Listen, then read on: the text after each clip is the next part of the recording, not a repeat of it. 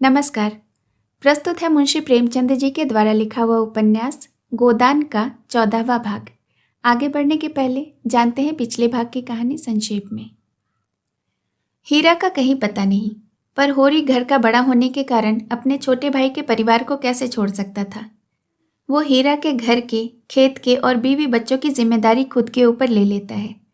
धनिया उससे नाराज होकर अलग हो गई थी, पर जब होरी को ज्वर आने लगा तब वो अपनी पत्नी धर्म निभाने के लिए वापस होरी के पास आ जाती है। होरी का हीरा के घर की जिम्मेदारी उठाने से अब धनिया को भी कोई आपत्ति नहीं थी। थोड़े समय बाद होरी और धनिया को पता चलता है कि झुनिया 5 महीने पेट से है और गोबर डर से गांव छोड़कर कहीं भाग गया है। झुनिया होरी के घर आ जाती है। होरी और धनिया के पास उसे घर में रखने के सिवाय और कोई विकल्प नहीं रहता। झुनिया को घर में रखने के कारण गांव वालों ने होरी का हुक्का पानी बंद कर दिया। भोला ने कसम खाई कि अब वह झुनिया और इस गांव का मुंह न देखेगा और अपनी सगाई की बात भी तोड़ डाली। और अब वह अपनी गाय के दाम भी लेगा और वह भी नकद, और इसमें विलंब हुआ तो होरी का घर द्वार नीलाम करा देगा। झुनिया होरी के घर रहने लगती है और होरी और धनिया को आए दिन गांव वालों की तीखी और अपमानजनक बातों का सामना करना पड़ता है। अब सुनते हैं आगे की कहानी। पट्टेश्वरी पीछे से कदम बढ़ाते हुए बराबर आकर बोले, यही कह रहा था कि धनिया के साथ क्या तुम्हारी बुद्धि भी घास खा गई? झुनिया को क्यों नहीं उसके बाप के घर भेज देते? सेंत मेत में अपनी हंसी करा रहे हो। न जाने किसका लड़का लेकर आ गई और तुमने घर में बिठा लिया। अभी तुम्हारी 2-2 लड़कियां ब्याहने को बची हुई हैं। सोचो कैसे बेड़ा पार होगा। होरी इस तरह की आलोचनाएं और शुभकामनाएं सुनते सुनते तंग आ गया था। खिन्न होकर बोला, यह सब मैं समझता हूँ लाला, लेकिन तुम ही बताओ मैं क्या करूँ। मैं झुनिया को निकाल दूँ तो भोला उसे रख लेंगे। अगर वह राजी हो तो मैं आज ही उनके घर पहुँचा दूँ। अगर तुम उन्हें राजी कर दो तो जन्म भर मैं तुम्हारा एहसान मानूं। मगर वहाँ तो उनके दोनों लड़के खून करने को उतारू हो रहे हैं, फिर मैं उसे कैसे निकाल दूँ? एक तो नालायक आदमी मिला कि उसकी बाँह पकड़कर दगा दे गया, और मैं भी उसे निकाल दूंगा तो इस दशा में तो वह मेहनत मजूरी भी न कर सकेगी। कहीं डूब धंस मरी तो किसे अपराध लगेगा लाला? रहा लड़कियों का ब्याह, सो तो भगवान ही मालिक है। जब उसका समय आएगा तो कोई ना कोई रास्ता निकल ही जाएगा। लड़की तो हमारी बिरादरी में आज तक कुंवारी नहीं रही लाला। बिरादरी के डर से हत्यारे का काम तो नहीं कर सकता। होरी नम्र स्वभाव का आदमी था, सदा सिर झुकाकर चलता और 4 बातें गम खा लेता। हीरा को छोड़कर गांव में कोई उसका अहित न चाहता था, पर समाज इतना बड़ा अनर्थ कैसे सह ले? और उसकी मुटमर्दी तो देखो कि समझाने पर भी नहीं समझता। स्त्री पुरुष दोनों जैसे समाज को चुनौती दे रहे हैं कि देखिए कोई उनका क्या कर लेता है, तो समाज भी दिखा देगा कि उसकी मर्यादा तोड़ने वाले सुख की नींद नहीं सो सकते। उसी रात को इस समस्या पर विचार करने के लिए गांव के विधाताओं की बैठक हुई। दाता दीन बोले, मेरी आदत किसी की निंदा करने की नहीं है। संसार में क्या क्या कुकर्म नहीं होता, अपने को उससे क्या मतलब? मगर वह रांड धनिया तो मुझसे लड़ने पर उतारू हो गई। भाइयों का हिस्सा दबाकर हाथ में 4 पैसे हो गए तो अब कुपत के सिवाय और क्या सूझेगी? नीच जात जहाँ पेट भर रोटी खाए और टेढ़े चले, इसी से तो शास्त्रों में कहा गया है, नीच जात लतियाए अच्छा। पट्टेश्वरी ने नारियल का कश लगाते हुए कहा, यही तो इनमें बुराई है कि 4 पैसे देखे नहीं और आंखें बदल गई। आज होरी ने ऐसी हेकड़ी जताई कि मैं अपना सा मुंह लेकर रह गया। न जाने क्या समझता है अपने आप को। अब सोचो इस अनीति का गांव में क्या फल होगा? झुनिया को देखकर दूसरी विधवाओं का मन बढ़ेगा कि नहीं? आज भोला के घर में यह बात हुई है, कल हमारे तुम्हारे घर में भी होगी। समाज तो भय के बल से ही चलता है। आज समाज का अंकुश जाता रहा तो फिर देखो संसार में क्या क्या अनर्थ होने लगते हैं। झिंगुरी सिंह 2 स्त्रियों के पति थे। पहली स्त्री 5 लड़के लड़कियां छोड़कर मरी थी। अब उस समय उनकी अवस्था 35 के लगभग थी, पर आपने दूसरा ब्याह किया और जब उससे कोई संतान न हुई तो तीसरा ब्याह भी कर डाला। अब इनकी 50 की अवस्था थी और 2 जवान पत्नियां घर में बैठी हुई थी। उन दोनों ही के विषय में तरह तरह की बातें फैल रही थी, पर ठाकुर साहब के डर से कोई कुछ न कह सकता था, और कहने का अवसर हो भी तो पति की आड़ में सब कुछ जायज़ है। मुसीबत तो उसको है जिसे कोई आड़ नहीं। ठाकुर साहब स्त्रियों पर बड़ा कठोर शासन रखते थे और उन्हें घमंड था कि उनकी पत्नियों का घूंघट तक किसी ने न देखा होगा। मगर घूंघट की आड़ में क्या क्या होता है उन्हें उसकी क्या खबर। बोले, ऐसी औरत का तो सिर काट ले। होरी ने इस उल्टा को घर में रखकर समाज में विष बोया है। ऐसे आदमी को गांव में रहने देना सारे गांव को भ्रष्ट करना है। राय साहब को इसकी सूचना दे देनी चाहिए। साफ साफ कह देना चाहिए, अगर गांव में यह अनीति चली तो किसी की आबरू सलामत न रहेगी। पंडित नोखेराम कारकुन बड़े कुलीन ब्राह्मण थे। इनके दादा किसी राजा के दीवान थे, पर अपना सब कुछ भगवान के चरणों में भेंट करके वे साधु हो गए थे। इनके बाप ने भी राम नाम की खेती में उम्र काट दी। नोखेराम ने भी वही भक्ति के तरीके पाए थे। प्रातःकाल पूजा करने बैठ जाते और 10 बजे तक राम नाम लिखा करते। मगर भगवान के सामने से उठते ही उनकी मानवता इस अवरोध से विकृत होकर उनके मन, वचन और कर्म सभी को विषाक्त कर देती थी। इस प्रस्ताव में उनके अधिकार का अपमान होता था। फूले हुए गालों में धसी हुई आंखें निकाल कर बोले, इसमें राय साहब से क्या पूछना है? मैं जो चाहूं वह कर सकता हूं। लगा दो 100 रुपये की डांड। आप गांव छोड़कर भागेगा, इधर बेदखली भी दायर किए देता हूं। पट्टेश्वरी ने कहा, मगर लगान तो बेबाक कर चुका है। झिंगुरी सिंह ने समर्थन किया, हाँ, लगान के लिए ही तो हमसे 30 रुपये लिए हैं।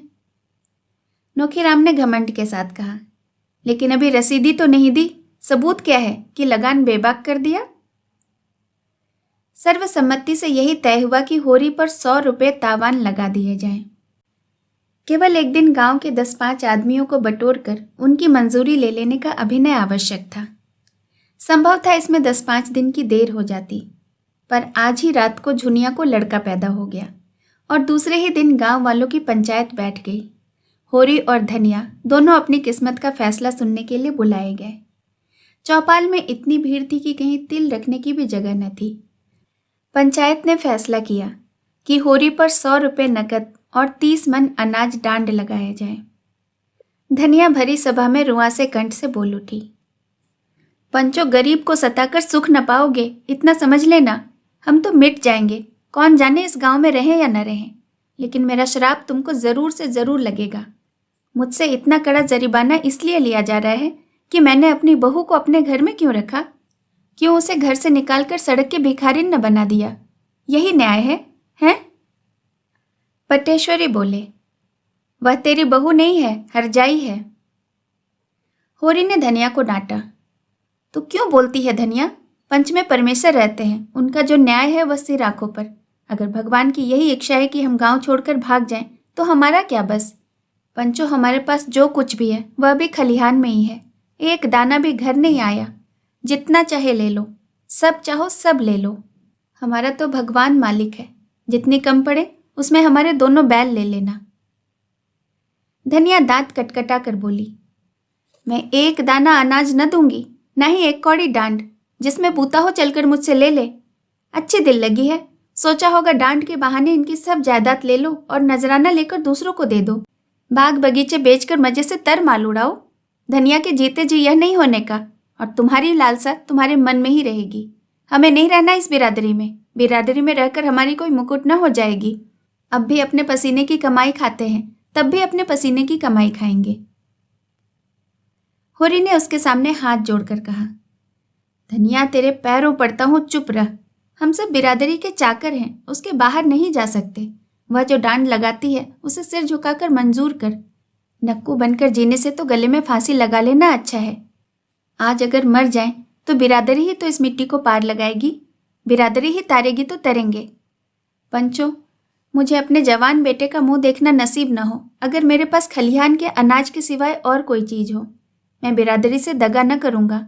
पंचों को मेरे बाल बच्चों पर दया आए तो उनकी कुछ परवरिश करें, नहीं तो मुझे उनकी आज्ञा तो पालनी ही है। धनिया झल्लाकर वहां से चली गई और होरी पहर रात तक खलिहान से अनाज ढो ढोकर झिंगुरी सिंह की चौपाल में ढेर करता रहा। 20 मन जौ था, 5 मन गेहूं और इतना ही मटर, थोड़ा सा चना और तेलहन भी था। अकेला आदमी और 2 गृहस्थियों का बोझ। यह जो कुछ हुआ धनिया के पुरुषार्थ से हुआ। झुनिया भीतर का सारा काम कर लेती थी और धनिया अपनी लड़कियों के साथ खेती में जुट गई थी। दोनों ने सोचा था गेहूं और तेलहन से लगान की एक किश्त अदा हो जाएगी और हो सके तो थोड़ा थोड़ा सूद भी दे देंगे। जौ खाने में काम आ जाएगा। लंगे तंगे 5-6 महीने तो कट ही जाएंगे और तब तक ज्वार, मक्का, सावा, धान के दिन आ जाएंगे। वह सारी आशा मिट्टी में मिल गई। अनाज तो हाथ से गया ही, 100 रुपये की गठरी और सिर पर लद गई। अब भोजन का कहीं ठिकाना नहीं और गोबर का क्या हाल हुआ भगवान जाने। न हाल न हवाल। अगर दिल इतना कच्चा था तो ऐसा काम ही क्यों किया? मगर होनहार को कौन टाल सकता है? बिरादरी का वह आतंक था कि अपने सिर पर लाद कर वह अनाज ढो रहा था, मानो अपने हाथों अपनी कब्र खोद रहा हो। जमींदार, साहूकार, सरकार, किसका इतना रौब था? कल बाल बच्चे क्या खाएंगे, इसकी चिंता प्राणों को सोख लेती थी। पर बिरादरी का भय पिशाच की भांति सिर पर सवार अंकुश दिए जा रहा था। बिरादरी से पृथक जीवन की वह कोई कल्पना ही न कर सकता था। शादी ब्याह, मुंडन छेदन, जन्म मरण, सब कुछ बिरादरी के हाथ में है। बिरादरी उसके जीवन में वृक्ष की भांति जड़ जमाई हुई थी और उसकी नसें उसके रोम रोम में बिंधी हुई थी। बिरादरी से निकलकर उसका जीवन विशंक हो जाएगा, तार तार हो जाएगा। जब खलिहान में केवल 1.5-2 मन जौ रह गया तो धनिया ने दौड़कर उसका हाथ पकड़ लिया और बोली, अच्छा अब रहने दो, ढो तो चुके बिरादरी की लाज। बच्चों के लिए कुछ छोड़ोगे कि सब बिरादरी के भाड़ में झोंक दोगे? मैं तुमसे हार जाती हूँ। मेरे भाग्य में तुम्ही जैसे बुद्धू का संग लिखा था। होरी ने अपना हाथ छुड़ाकर टोकरी में शेष अनाज भरते हुए कहा, यह न होगा धनिया। पंचों से आंख बचाकर एक दाना भी रखना मेरे लिए हराम है। मैं ले जाकर सब का सब वहां ढेर कर देता हूँ। फिर पंचों के मन में दया उपजेगी तो मेरे बाल बच्चों के लिए कुछ देंगे। नहीं, भगवान मालिक है। धनिया तिलमिलाकर बोली, यह पंच नहीं, राक्षस हैं, पक्के राक्षस। यह सब हमारी जगह जमीन छीनकर माल मारना चाहते हैं। डांड तो बहाना है। समझाती हूँ पर तुम्हारी आंखें ही नहीं खुलती। तुम इन पिशाचों से दया की आशा रखते हो? सोचते हो 10-5 मन निकाल कर तुम्हें दे देंगे? मुंह धो रखो।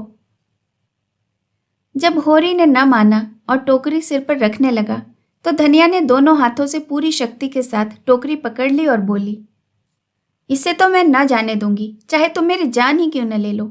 मर मर कर हमने कमाया, पहर रात रात को सींचा, अगोरा, इसलिए कि पंच लोग मूंछों पर ताव देकर भोग लगाएं और हमारे बच्चे दाने दाने को तरसें। तुमने अकेले ही सब कुछ नहीं किया है, मैं भी अपनी बच्चियों के साथ सती हुई हूँ। सीधे से टोकरी दे दो, नहीं तो आज सदा के लिए नाता टूट जाएगा, कह देती हूँ। होरी सोच में पड़ गया। धनिया के कथन में सत्य था। उसे अपने बाल बच्चों की कमाई छीनकर तावान देने का क्या अधिकार है? वह घर का स्वामी इसलिए है कि वह सबका पालन करे, इसीलिए नहीं कि उनकी कमाई छीनकर बिरादरी की नज़र में सुर्ख बने। टोकरी उसके हाथ से छूट गई। धीरे से बोला, तू ठीक कहती है धनिया, दूसरों के हिस्से पर मेरा कोई जोर नहीं। जो कुछ बचा है वह ले जा, मैं जाकर पंचों से कह देता हूँ। धनिया अनाज की टोकरी घर में रखकर अपनी दोनों लड़कियों के साथ पोते के जन्मोत्सव में गला फाड़ फाड़ कर सोहर गा रही थी, जिसमें सारा गांव सुन ले। आज यह पहला मौका था कि ऐसे शुभ अवसर पर बिरादरी की कोई औरत न थी। सौर से झुनिया ने कहला भेजा था सोहर गाने का काम नहीं, लेकिन धनिया कब मानने लगी? अगर बिरादरी को उसकी परवाह नहीं तो वो भी बिरादरी की परवाह नहीं करती। उसी वक्त होरी अपने घर को 80 रुपये पर झिंगुरी सिंह के हाथ गिरो रख रहा था। डांड के रुपये का इसके सिवाय वह और कोई प्रबंध न कर सकता था। 20 रुपये तो तेलहन, गेहूं और मटर से मिल गए। शेष के लिए घर लिखाना पड़ गया। नोखेराम तो चाहते थे कि बैल बिकवा लिए जाएं, लेकिन पट्टेश्वरी और दाता दीन ने इसका विरोध किया। बैल बिक गए तो होरी खेती कैसे करेगा? बिरादरी उसकी जायदाद से रुपये वसूल करे, पर ऐसा न करे कि वह गांव छोड़कर भाग जाए। इस तरह बैल बच गए। होरी रहनामा लिखकर कोई 11 बजे रात घर आया तो धनिया ने पूछा, इतनी रात तक वहां क्या करते रहे?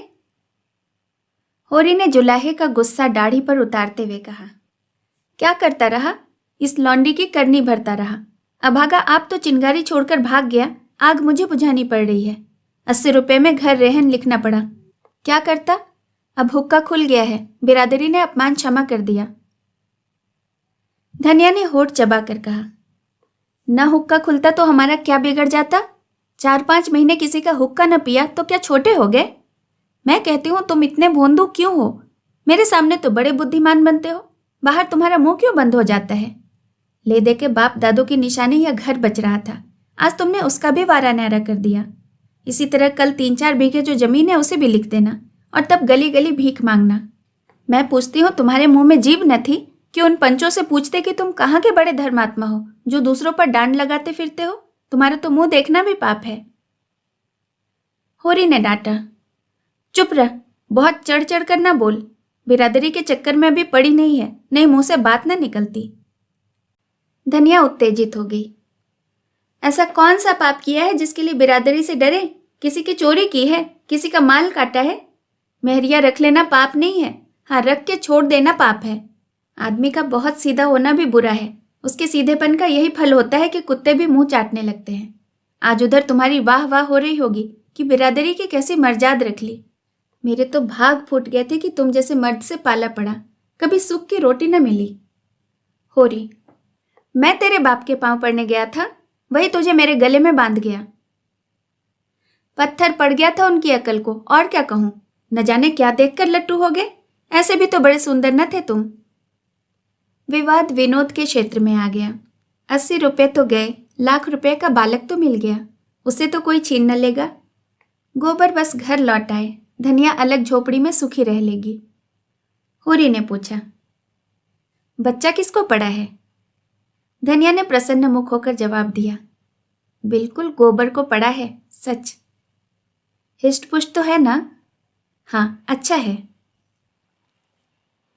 रात को गोबर झुनिया के साथ चला तो ऐसा कांप रहा था जैसे उसकी नाक कटी हुई हो।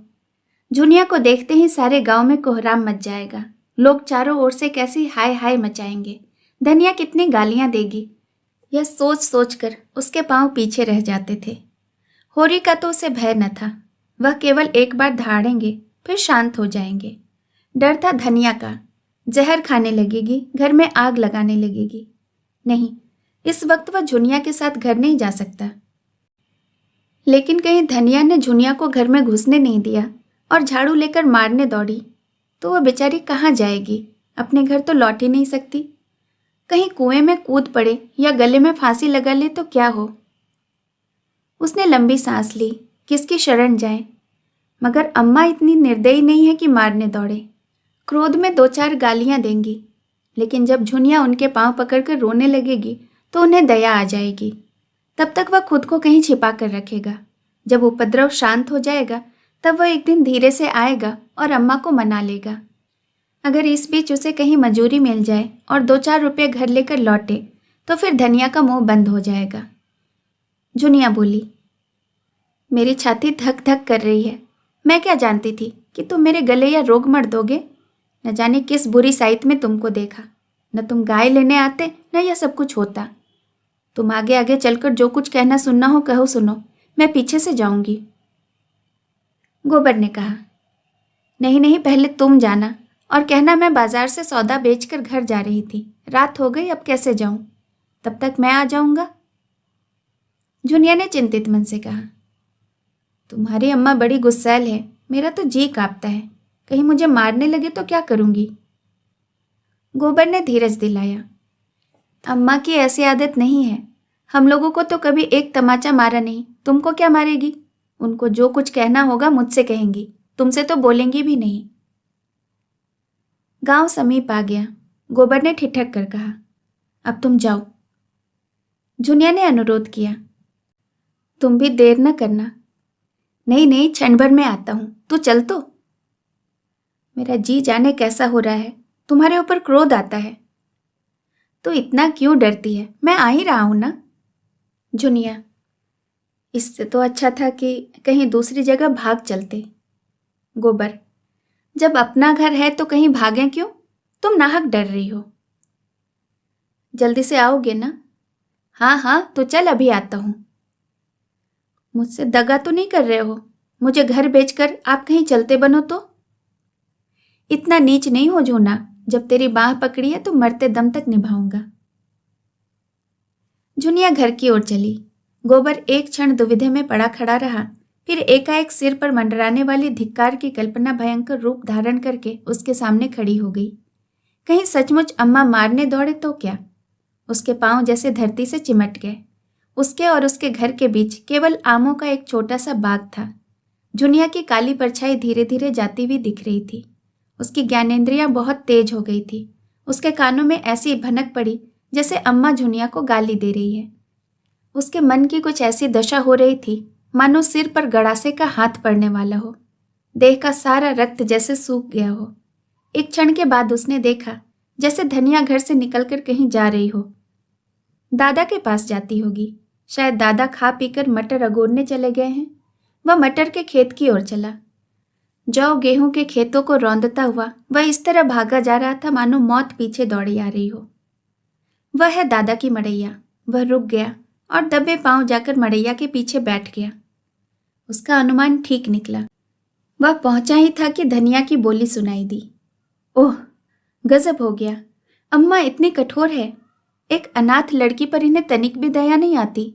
और जो मैं भी उनके सामने जाकर फटकार दूं कि तुमको झुनिया से बोलने का कोई मजाल नहीं है तो सारी शेखी निकल जाएगी। अच्छा, दादा भी बिगड़ रहे हैं। केले के लिए आज ठीकरा भी तेज हो गया। मैं जरा अदब करता हूं, यह उसी का फल है। यह तो दादा भी वहीं जा रहे हैं। अगर झुनिया को इन्होंने मारा पीटा तो मुझसे सहा न जाएगा। भगवान, अब तुम्हारा ही भरोसा है। मैं न जानता था कि इस विपत में जान फंसेगी। झुनिया मुझे अपने मन में कितना धूर्त, कायर और नीच समझ रही होगी। मगर उसे मार कैसे सकते हैं? घर से निकाल कैसे सकते हैं? क्या यह घर मेरा नहीं है? क्या इस घर में मेरा हिस्सा नहीं? अगर झुनिया पर किसी ने हाथ उठाया तो आज महाभारत हो जाएगा। माँ बाप जब तक लड़कों की रक्षा करे तब तक माँ बाप हैं। जब उनमें ममता ही नहीं तो माँ बाप कैसे? होरी जो ही मड़ैया से निकला, गोबर भी दबे पांव धीरे धीरे पीछे पीछे चला। लेकिन द्वार पर प्रकाश देखकर उसके पांव बंध गए। उस प्रकाश रेखा के अंदर वह पांव नहीं रख सकता। वह अंधेरे में ही दीवार से चिमटकर खड़ा हो गया। उसकी हिम्मत जवाब दे गई। हाय, बेचारे झुनिया पर निरपराध यह लोग चिल्ला रहे हैं और वह कुछ नहीं कर सकता। उसने खेल खेल में जो एक चिंगारी फेंक दी थी वह सारे खलिहान को भस्म कर देगी, यह उसने न समझा था। और अब उसमें इतना साहस न था कि सामने आकर कहे कि हाँ, मैंने वह चिंगारी फेंकी थी। जिन टिकोनों से उसने अपने मन को संभाल रखा था वे सब इस भूकंप के नीचे आ रहे हैं और वह झोपड़ा नीचे गिर पड़ा। वह पीछे लौटा। अब वह झुनिया को क्या मुंह दिखाए? वह 100 कदम चला, पर इस तरह जैसे कोई सिपाही मैदान से भागे। उसने झुनिया से प्रीति और विवाह की जो बातें की थी वह सब याद आने लगी। वह अभिसार की मीठी स्मृतियां याद आईं जब वह अपने उन्मत्त उसासों में, अपनी नशीली चितवनों में मानो अपने प्राण निकालकर उसके चरणों पर रख देता था। झुनिया किसी वियोगी पक्षी की भांति अपने छोटे से घोंसले में एकांत जीवन काट रही थी। वहां नर का मत्त आग्रह न था, न वह उद्दीप्त उल्लास, न शावकों की मीठी आवाजें, मगर बहेलिया का जाल और छल भी तो वहां न था। गोबर ने उसके एकांत घोंसले में जाकर उसे कुछ आनंद पहुंचाया या नहीं कौन जाने, पर उसे विपत्ति में तो डाल ही दिया। वह संभल गया। भागता हुआ सिपाही मानो अपने एक साथी का बढ़ावा सुनकर पीछे लौट पड़ा। उसने द्वार पर जाकर देखा तो किवाड़ बंद हो गए थे। किवाड़ों के दराजों से प्रकाश की रेखाएं बाहर निकल रही थीं। उसने एक दराज से झांका। धनिया और झुनिया बैठी हुई थी। होरी खड़ा था। झुनिया की सिसकियां सुनाई दे रही थी और धनिया उसे समझा रही थी। बेटी, तू चलकर घर में बैठ। मैं तेरे काका और भाइयों को देख लूंगी। जब तक हम जीते हैं किसी बात की चिंता नहीं। हमारे रहते तुझे कोई तिरछी आंखों से देख भी न सकेगा। गोबर गदगद हो गया। आज वह किसी लायक होता तो दादा अम्मा को सोने से मर देता और कहता, अब तुम कुछ परवाह न करो, आराम से बैठकर खाओ और जितना दान पुण्य करना चाहो करो। झुनिया के प्रति अब उसे कोई शंका नहीं। वह उसे जो आश्रय देना चाहता था वह मिल गया। झुनिया उसे दगाबाज समझती है तो समझे। अब तो वह तभी घर आएगा जब वह पैसे के बल से सारे गांव का मुंह बंद कर सके और दादा और अम्मा उसे कुल का कलंक न समझकर कुल का तिलक समझे। मन पर जितना ही गहरा आघात होता है उसकी प्रतिक्रिया भी उतनी ही गहरी होती है। इस अपकीर्ति और कलंक ने गोबर के अंतःस्थल को मथ कर वह रत्न निकाल लिया जो अभी तक छिपा पड़ा था। आज पहली बार उसे अपने दायित्व का ज्ञान हुआ और उसके साथ ही संकल्प का भी। अब तक वह कम से कम काम करता और ज़्यादा से ज़्यादा खाना अपना हक समझता था। उसके मन में कभी यह विचार ही नहीं उठा कि घर वालों के साथ भी उसका कुछ कर्तव्य है। आज माता पिता की उदात्त क्षमा ने जैसे उसके हृदय में प्रकाश डाल दिया। जब धनिया और झुनिया भीतर चली गईं, तो वह होरी की उसी मड़ैया में जा बैठा और भविष्य के मंसूबे बांधने लगा। शहर के बेलदारों को 5-6 आने रोज मिल जाते हैं, यह उसने सुन रखा था। अगर उसे 6 आने रोज मिल गए और वह 1 आने में गुजर कर ले तो 5 आने रोज बच जाएंगे। महीने में 10 रुपये होते हैं और साल में 125। वह 125 की थैली लेकर घर आए तो किसकी मजाल है कि उसके सामने मुंह खोल सके। यही दाता दिन और यही पटेश्वरी आकर उसकी हाँ में हाँ मिलाएंगे और झुनिया तो मारे गर्व के फूल जाएगी। 2-4 साल अगर वह इसी तरह कमाता रहे तो घर का सारा दरिद्र मिट जाए। अभी तो सारे घर की कमाई भी 125 नहीं होती, अब वह अकेला 125 कमाएगा। यही तो लोग कहेंगे ना कि मजूरी करता है। करने दो, मजूरी करना कोई पाप तो नहीं। और सदा 6 आने थोड़े ही मिलेंगे। जैसे जैसे वह काम में होशियार हो जाएगा मजूरी भी तो बढ़ेगी। तब वह दादा से कहेगा, अब तुम घर में बैठकर भगवान का भजन करो, इस खेती में जान खपाने के सिवाय और क्या रखा है। सबसे पहले वह एक पछाई गाय लाएगा जो 4-5 सेर दूध देगी और दादा से कहेगा कि तुम गौ माता की सेवा करो, इससे तुम्हारा लोक भी बनेगा और परलोक भी। और क्या 1 आने में उसका गुजर आराम से न होगा। घर द्वार लेकर क्या करना है, किसी के ओसरे में पड़ा रहेगा। सैकड़ों मंदिर हैं, धर्मशालाएं हैं, और फिर जिनकी वह मजूरी करेगा क्या वह उसे रहने के लिए जगह न देगा। आटा रुपये का 10 सेर आता है, 1 आने में 2.5 पाव हुआ। 1 आने का तो वह आटा खा ही जाएगा। लकड़ी, दाल, नमक, साग, यह सब कहाँ से आएगा। 2 जून के लिए सेर भर आटा भी तो चाहिए। ओह, खाने की तो कुछ न पूछो। मुट्ठी भर चने से भी काम चल सकता है और हलवा और पूरी खाकर भी काम चल सकता है। जैसी कमाई हो, वह आधा सेर आटा खाकर दिन भर मजे से काम कर सकता है। इधर उधर के उपले चुन लिए, लकड़ी का काम चल गया। कभी 1 पैसे की दाल ले ली और कभी आलू भूनकर भुर्ता बना लिया। यहाँ दिन काटना है कि चैन करना है। पत्तल पर आटा गूंधा, उपलों पर बाटियां सेकी, आलू भूनकर भुर्ता बनाया और मजे से खाकर सो रहे। घर पर ही कौन 2 जून की रोटी मिलती है, 1 जून तो चबेना ही मिलता है, वहां भी 1 जून चबेने पर काट लेंगे। उसे शंका हुई, अगर कभी मजूरी न मिली तो वह क्या करेगा। मगर मजूरी क्यों न मिलेगी, जब वह जी तोड़कर काम करेगा तो 100 आदमी उसे बुलाएंगे। काम सबको प्यारा होता है, चाम नहीं प्यारा होता।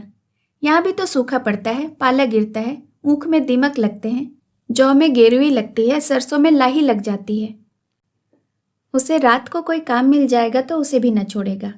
दिन भर मजूरी की, रात कहीं चौकीदारी कर लेगा। 2 आने रात में भी काम के मिल जाएं तो चांदी है। जब वह लौटेगा तो सबके लिए साड़ियाँ लाएगा, जुनिया के लिए हाथ के कंगन जरूर बनवाएगा और दादा के लिए एक मोड़ा सा लाएगा। इन्हीं मनमोदकों का स्वाद लेता हुआ वह सो गया। लेकिन ठंड में नींद कहाँ। किसी तरह रात कटी और तड़के उठकर लखनऊ की सड़क पकड़ ली। 20 कोस ही तो है, सांझ तक पहुंच जाएगा। गांव का कौन आदमी वहां आता जाता है। और वह अपना ठिकाना नहीं लिखेगा, नहीं दादा दूसरे ही दिन सिर पर सवार हो जाएंगे। उसे कुछ पछतावा था तो यही कि झुनिया को साफ साफ क्यों न कह दिया, अभी तो घर जा, मैं थोड़े दिनों में कुछ कमा धमा कर लौटूंगा। लेकिन तब वह घर जाती ही क्यों, कहती मैं भी तुम्हारे साथ लौटूंगी। उसे वहां कहाँ बांधे बांधे फिरता। शेष कहानी अगले भाग में। दोस्तों, अगर यह उपन्यास आपको पसंद आ रहा हो तो आप इस चैनल को ज़रूर सब्सक्राइब करें और साथ ही साथ इसके साथ लगे हुए बेल आइकन को भी प्रेस करें, ताकि इस उपन्यास का कोई भी एपिसोड, कोई भी अध्याय, कोई भी भाग आपसे मिस नहीं हो। अगला भाग लेकर बहुत जल्दी मिलूंगी। नमस्कार।